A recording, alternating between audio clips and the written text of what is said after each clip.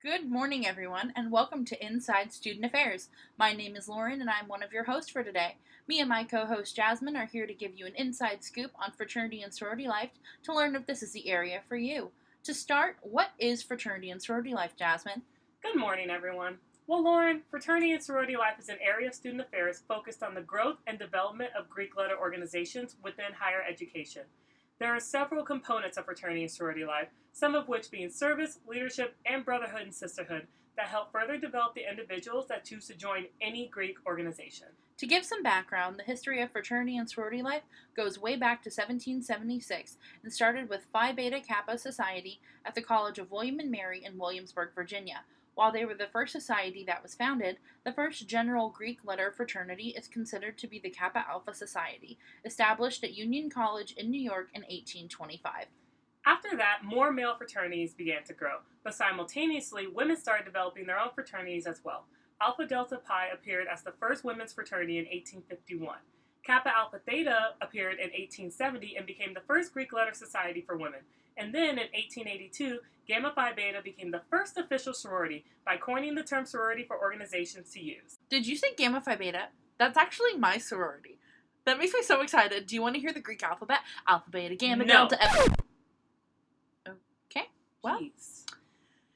now that we have some background, we can give you some structure. First, there are members who belong to a Greek organization. This could be a fraternity or sorority, and those organizations have chapters that are located at colleges and universities across North America. Each Greek organization has chapters that all report to their national or international headquarters. The headquarters are designed to assist chapters with advising, recruitment, philanthropy, and much more.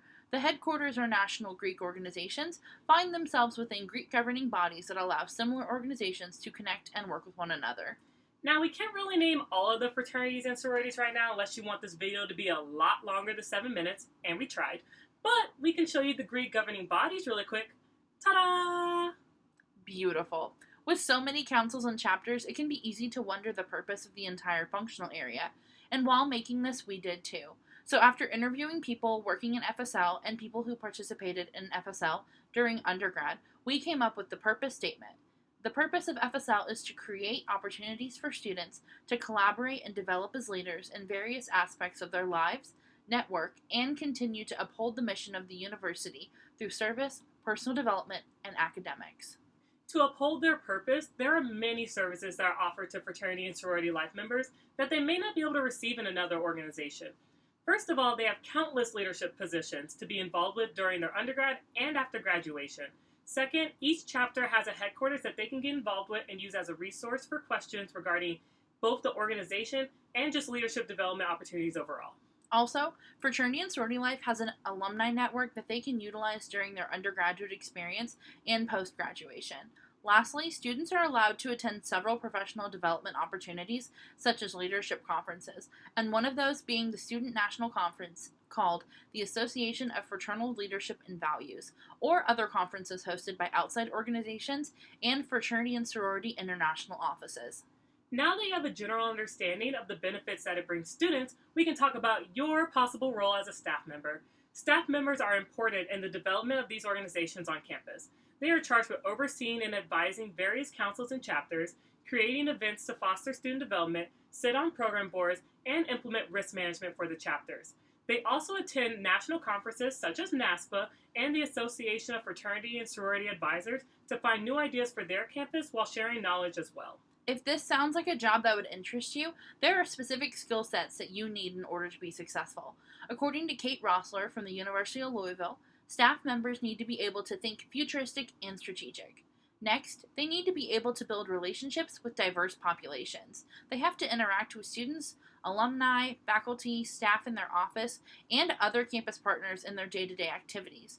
And lastly, they need to know how to implement assessment effectively. Now, as we all know, every job comes with challenges, we didn't forget. For fraternity and sorority life, there is currently a divide between campuses and headquarters. They do not work well together, and sometimes they disagree on the external and internal functions of fraternities and sororities.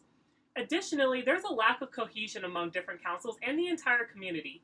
Jay from the Texas A&M Office of Fraternity and Sorority Life noted how there's rarely any programming between the councils, and there's no plan for councils to co-program in the future.